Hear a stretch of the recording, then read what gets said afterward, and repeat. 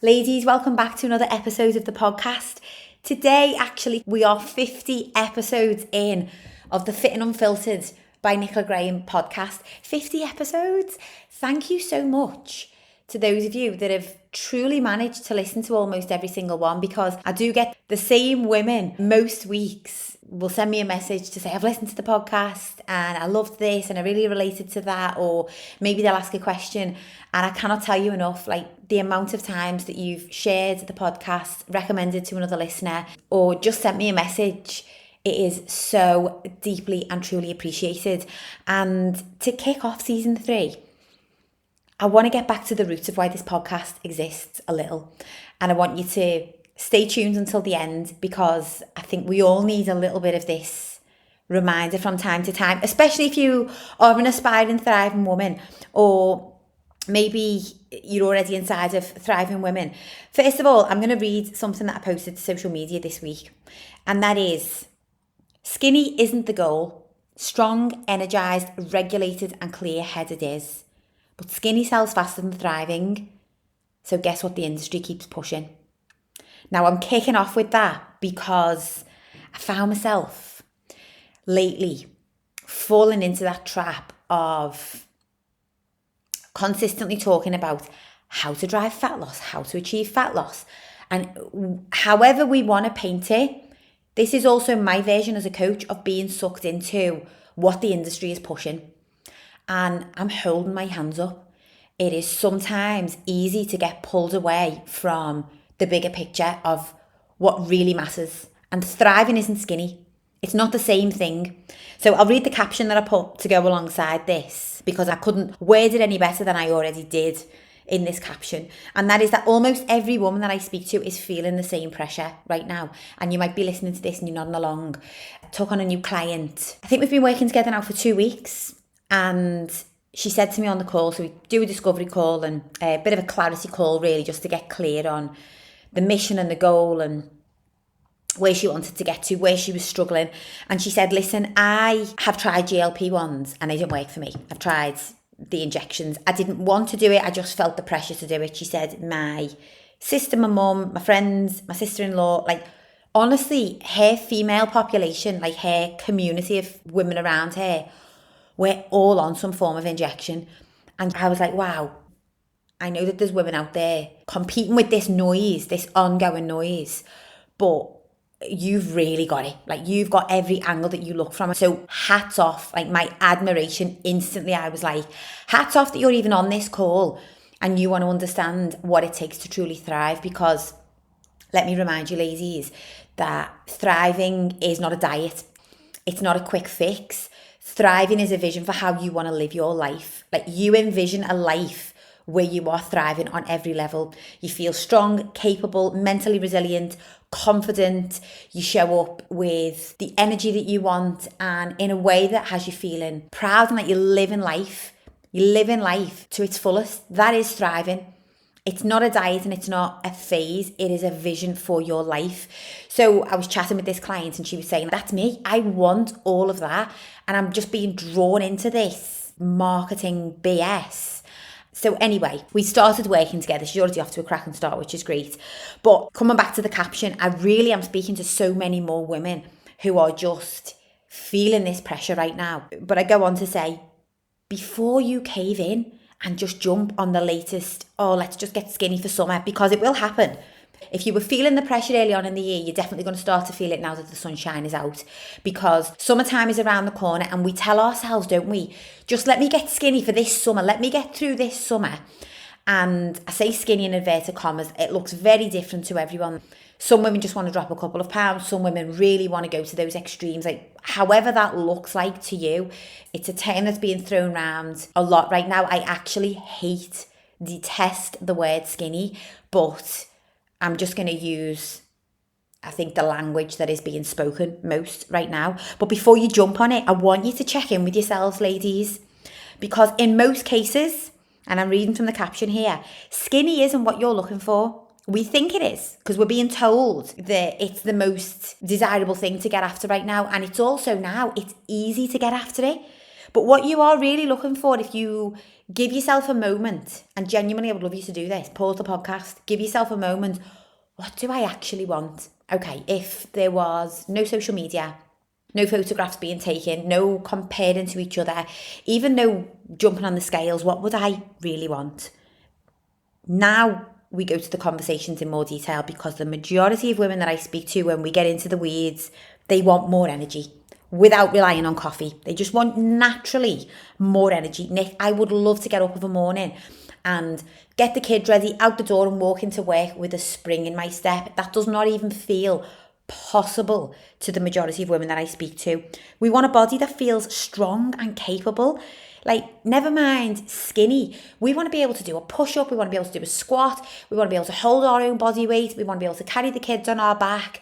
You know, I don't know about any of you, but I take pride in being a strong woman. We want a calmer mind around food.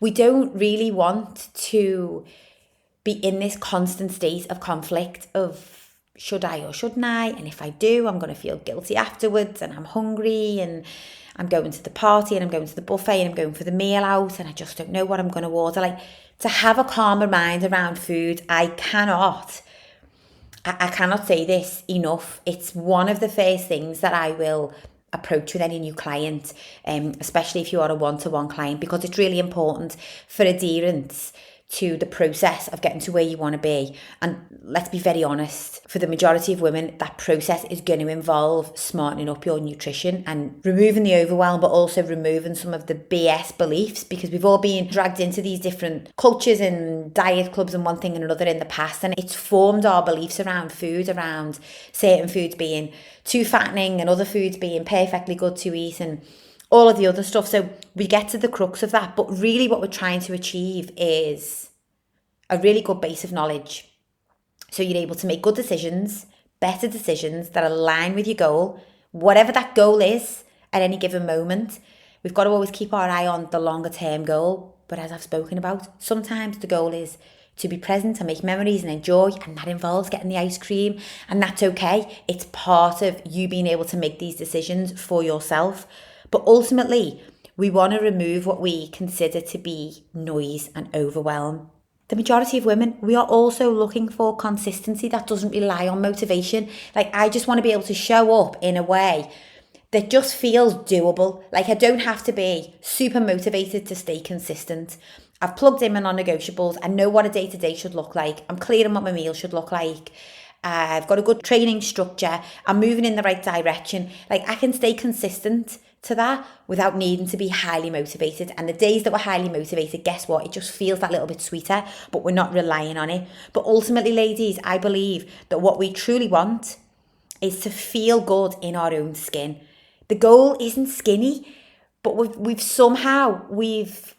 got caught, haven't we, in this web of the fitness, the food, pharmaceutical industry, and it's once again it's selling us that is the pinnacle of success for women.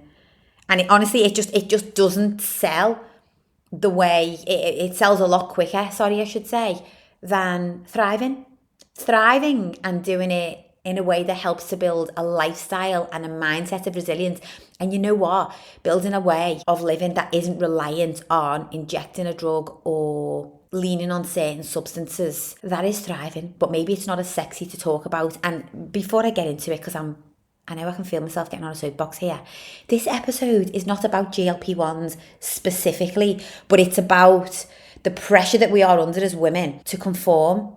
And I want to just bring it back to what Fit and Unfiltered and Nicola Graham Fitness and Thriving Women and that whole vision is really about, because we're capable and we're worthy of so much more. But still, even with clients that I work with, who I am working with some pretty badass women right now, honestly, strong inside and outside of the gym. But regardless of that, still are having this internal conflict constantly of how we look versus how we show up. Strong versus skinny. And it's just because of the culture and social media and the way in which we live. So the real sad reality is that because thriving doesn't sell as quickly as getting skinny does, then most women do end up under eating, overtraining, running on like just high stress, And then we call it discipline. Like the amount of women, and some of you may know this, some of you may have seen this before, observed it on social media, but discipline sometimes can mask a lot of really bad habits and poor behaviours. I've said this before on the podcast. There's a good few women over the years who I have followed who've done a complete 180 on their journey. You know, they've been the pinnacle of, they're absolutely shredded, they, lean as a bean, eating perfectly, I'll say in inverted commas, training the same way, living this lifestyle. And then a couple of years later, or even months later, we'll come out on social media and declare that actually this whole time I was going through an eating disorder and I'm no longer able to mask it and I'm no longer able to show up on social media as I have been. Bear in mind, these said women have created an entire business for themselves and apps and everything else out of this image of the way that they look. And women have bought into it. And this persona who is selling the image, she's going through a very disordered lifestyle, but skinny sells. So she's made a business out of it. The amount of women that I have followed over the years, I won't name names. Some of them now are still very credible because they've come out the other side, they've spoken about it. And such is life. We've all got behind them because we feel really sorry that they've had to go through that, even though the whole time they were going through that, they were completely misleading their audience and selling a product. And it was just, it's all a little bit messy, isn't it, when it gets into the weeds? But the reality is a lot of what we see online, ladies, a lot of what we see, whether it's the promise of fast results or the epitome of what is deemed to be the best way to live, if the roadmap to get there is anything like a quick fix, then mark my words, it won't be sustainable. And it's being dressed up as this is discipline. And yeah, we've got to have a level of discipline if we want to transform. Let's not beat around the bush. However, the discipline that I'm talking about it's the form of discipline that enables us to unlock those new levels that I'll talk to you about frequently and often. It allows us to get out the other side of where we're currently stuck and feel what it feels like to have great energy, or to be in control around the food at the buffet, or to be in control around the alcohol at the barbecue, or whatever it is. That type of discipline, like the habits and the behaviours that we will instill inside of thriving women, this is really a level of discipline that just hold you to the standard that we'll have spoken about on your clarity call. Like, we will have acknowledged where you want to get to. And I always say, and I would recommend if you're listening to do the same, tell me your goals as if there were no limits. Tell me what you would really love for yourself. The weight, the energy, the training goals, the confidence on holiday with the kids, whatever it is, it doesn't matter, it's different to everyone. But if there was no limits, because we'll often water down what we want for ourselves because we don't really think it's achievable. So I would love to look this way, feel this way, be able to run this way, perform in this way, apply this amount of time to my own health and fitness, whatever it is.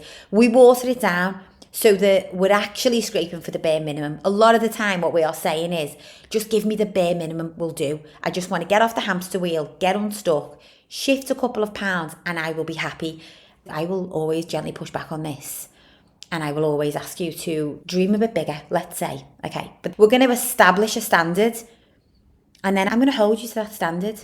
And whether or not you work with me or you don't, you can find an accountability partner, a community, maybe your hubby, whoever it is, but you just want to acknowledge that standard. You want to say it out loud, you want to write it down. And then it's about the discipline, really. It's about holding yourself to this standard.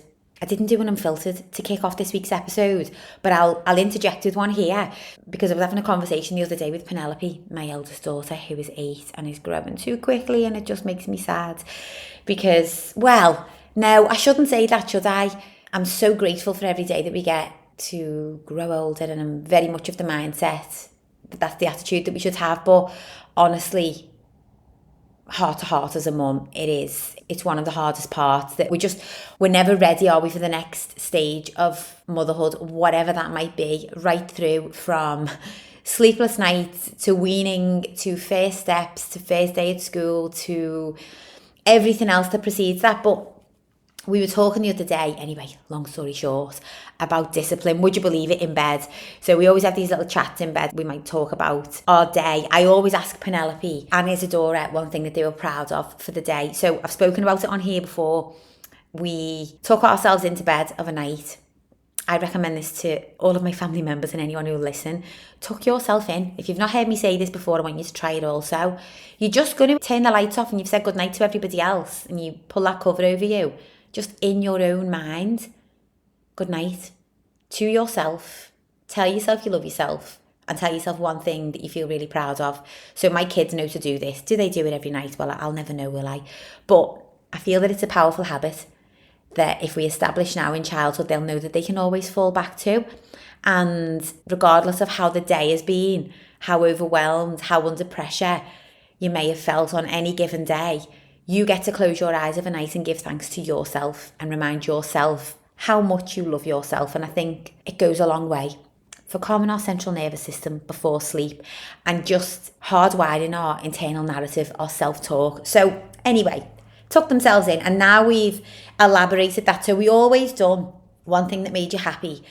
And then the way I used to phrase it with Penelope when she was little was we would say, because I don't like to say one thing that made you sad, because that's almost like asking them to look for something in the day that made them sad, and sometimes there's nothing. So we would say, and was there anything today that made you get a bit of a funny feeling in your tummy, or made you feel uneasy, or it just made you feel sad? So we would do the two opposing, like the peak and the pit of the day. Anyway, now we focus on one thing that made you proud today. I just find for me as a mum, I get so much out of my kids in these questions. Like the other day, for example, we often do it with the lights off and just all lie there and talk about it. And Isadora's moment of pride was she'd done her work in school. She wrote a sentence and she said, I knew it wasn't my best, mum, but I'd just written it down and I thought in my head, shall I rub that out and write it again? She said, and I did. I rubbed it out and I wrote it again, and I just felt really proud of myself for doing that. It's little things like that. Like, when would she ever tell me about that moment? And for me as a mum, just hearing that she's even thinking in that way in school. She's only in reception. And I was like, babe, that's amazing. And then there's other little things. There's seemingly silly little throwaway things that the kids will then acknowledge that they felt proud of themselves for. And it's just interesting. It's interesting as a parent to take that in. Isadora's last night, she'd been to gymnastics and she said, Mum, I really didn't want to do forward rolls. I just wanted to go on the ropes. She said, but I thought, no, come on, let's get them done and we'll get our turn on the ropes when it's our turn. She said, I felt so proud of myself, Mum, afterwards. Now, this rolls on to what Penelope and I ended up talking about, which was discipline. So you can look at that with Isadora's comment as like a form of discipline. Okay, she was not wanting to do the forward rolls in gymnastics. She knows it's part of the process to then be able to do all of the other things that she wants to do. And she just got it done. She felt proud of herself. She had the discipline to get it done. But I can't remember what the question was that Penelope asked me. And I've gone off on a tangent here completely, ladies, but it's all part of it. We were talking about short-term gain versus long-term reward. I think it was they're doing a subject in school at the moment. It's a bit of a nuanced subject, but it's around health and nutrition and well-being.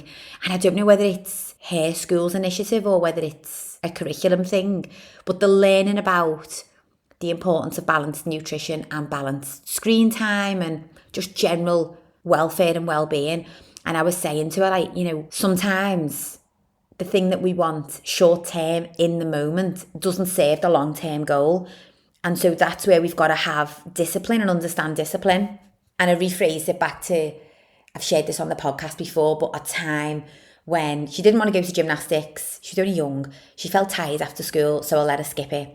And then the next time she'd done the same thing a couple of weeks later, I just explained to her, I asked her where she wanted to go in gymnastics. And she was like, well, I want to be doing comps and this, that and the other. I think she was only about 5 at the time. And I just said to her, okay, well, if that's what you want long term, you've got to go to training tonight, because you're not going to get to that goal without putting in the work and showing up and applying the discipline. And I know you're young, but this is where it begins. She went to gymnastics that night. She's never looked back since. I always bring that conversation back because she's obviously now competing at a very high standard, and it makes her really proud when I recite that story, because it's a moment when she had to show up for herself. And I think building this resilience in our kids is really important. but bringing it back to you all and to thriving women and to the message behind what we're truly getting after. It's not the discipline to starve ourselves. It's not the discipline to be able to go as hard and as heavy and as intense as we can and to push those limits. It's actually now, it's the discipline to go in a different path and to go against the grain. And it's becoming harder than ever, but the reward is going to be tenfold. I've spoken about this before, but I honestly think that we saw the backlash last time that the skinny trend came into play, and it's going to be the exact same. And the women who are out there right now focused on building strength, building mental resilience, eating well, taking care of their nutrition and self-talk and mindset, like, you will get on the other side and you will be forever grateful of this phase. But whilst I'm on that also, mindset. Ladies, I cannot stress the amount of conversations that I constantly have around mindset. And I think it plays into some of the unrealistic expectations that we put on ourselves.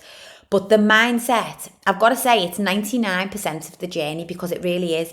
Because if you are going to be able to implement, we think it's the calorie goal and the nutrition plan, and let's be honest, you can jump on ChatGPT now and you can just download any of that stuff. Like, of course we can. We've always been able to go online. Years ago, you used to be able to go on Pinterest and download a workout. You've always been able to go on MyFitnessPal. Everybody's buzzing with, oh, I can ChatGPT this. You can, but being able to implement it, apply it, understand the mindset behind it, transform and evolve into the identity of the woman who lives that lifestyle, that's a whole different ball game. That is where the work is done, and the mindset is one of the hardest things to truly nail, and it's always in play. And that sort of like provoked this conversation today, because I think our mindset, more so than ever now, has to be dialed in, because we're faced with just this barrage of, this is the way to do it, this is what not to do, this is the easy option, buy this peptide injection, whatever it is. And so if you are choosing to thrive and to build a way of living and a lifestyle, then your mindset's got to be dialed in. You have got to be on your game when it comes to remembering why you are doing this and what matters. And you know what I would liken this to? It's almost like unlocking an alter ego. So I see this in a lot of women when we very first start working together, is that, like I've just described, they will play down their goals. Bear in mind, these women are dominating in the workspace, and they are fierce mothers, and in other areas of life, they are absolutely trailblazing. But then when it comes to their own health and fitness, they're playing small, they're undermining what they're capable of, and they just generally lack the self-belief. It's so wild, isn't it, that in some areas of life, we can be an absolute force, but then maybe when it comes to our own self and our own capability, all of a sudden, we're questioning, can we do it? And then you go through the process of working on the 5 pillars, the fitness, the nutrition, the mindset, your stress management, and your sleep. And it is like an alter ego is unlocked. And it's just a version of you. It's a version of you that already exists inside.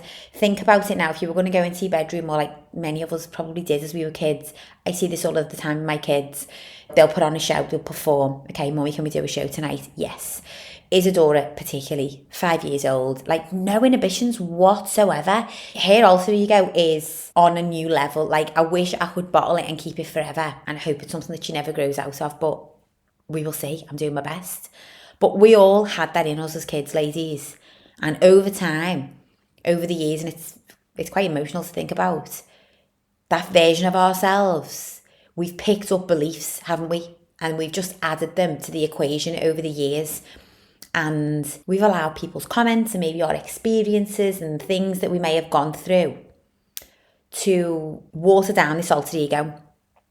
So that girl who would have been in her bedroom, you at whatever age, being your most fierce, determined, disciplined self, like, what would she say? What would she honestly say if she could see herself now striving at all costs to just be skinny? What would she say?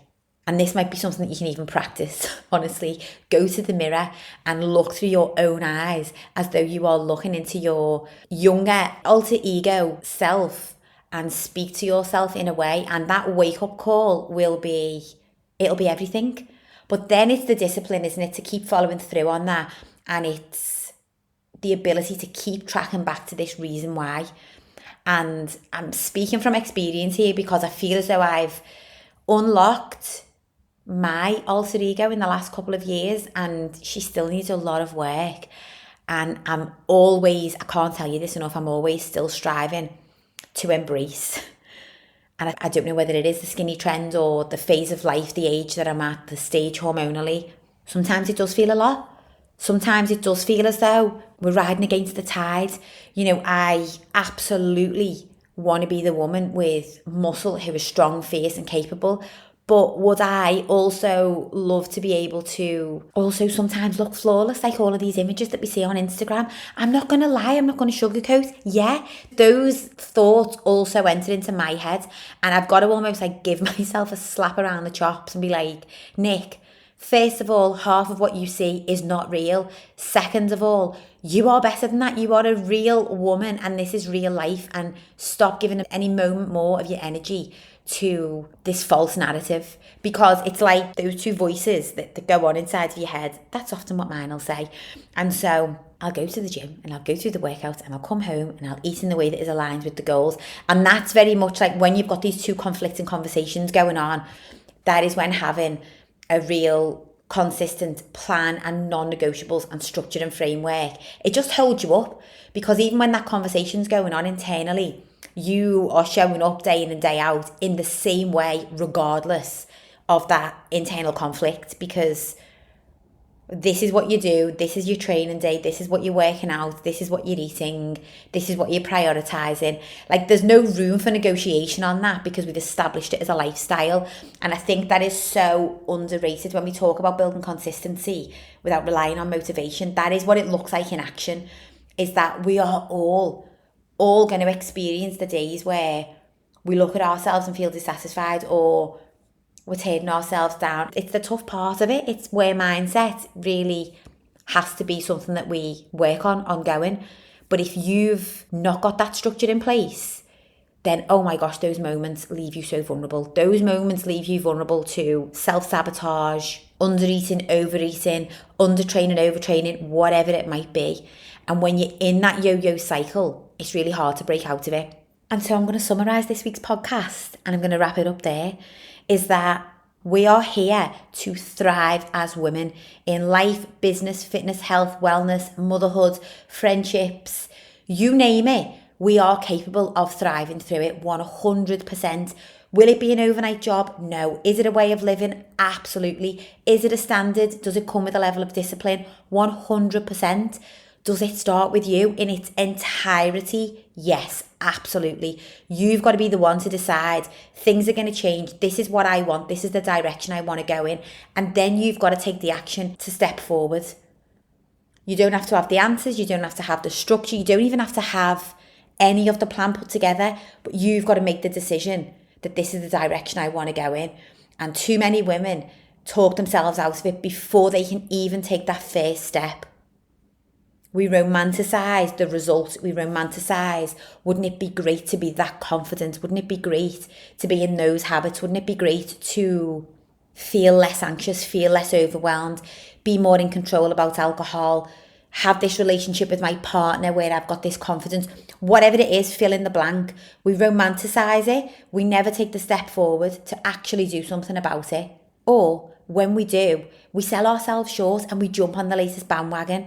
And we know in the back of our minds that that's not it. Let's be honest, we know that that's not it. And every time we do it, I think we chip away at our soul a little bit, to be quite honest, ladies. But we do it anyway. We do it anyway because we try to convince ourselves that, if I can just get skinny, it'll at least feel easier to manage. Well, I never quite got to the end of that caption that I was reading out, but I'll read out what the last sentence said. And it was, be honest, has chasing skinny ever actually given you what you thought it would? Or has it just always cost you more than you've realised? So ladies, it is time to tap into our capability. If you are struggling with mindset and you are a little all over, I cannot say this enough. We want clarity, we want structure, and we just want non-negotiables that remove overwhelm. like actionable non-negotiables. The little things are the big things. And when it comes to silencing the noise of the skinny trend or any other trend, to be quite honest, it starts with getting really crystal clear on what you want for yourself. Because when you are crystal clear, you are so less likely to be swayed and pulled in the direction of the latest marketing money-making machine. Because that's all it is. And if you've got lost and you don't quite know where you want to get to and you haven't got that clarity, because guess what? You've been in yo-yo cycles, you've been through maybe some life trauma, like things have happened, life has thrown curveballs, that ego that we've just spoken about. Her spirits have been so dampened that you are lost. Give yourself the time to get crystal clear. Who am I? Where do I want to go? What matters to me? How do I want to show up? And then we build from there. Ladies, I am genuinely interested in your thoughts on this whole episode, subject, topic. Let me know. Send me your DMs. Drop them in the comments below. Please, as always, if you could take the time to like and subscribe to the podcast, it really helps push the podcast out and become more visible. Likewise, if you know somebody who needs to hear this episode, please share. Your recommendations and your shares are always appreciated. And if you're really stuck and you don't know where to begin on your fitness journey, thriving in life sounds like everything that you want, but it almost seems like mission impossible. That is what we are here for. This is what the Thriving Women and the Time to Thrive programme has been created for, to give you the support, the structure, the accountability. So come and join us. All of the information and detail for that is in the show notes below. And ladies, I will look forward to catching up with you all on the next episode of the Nicola Graham Podcast.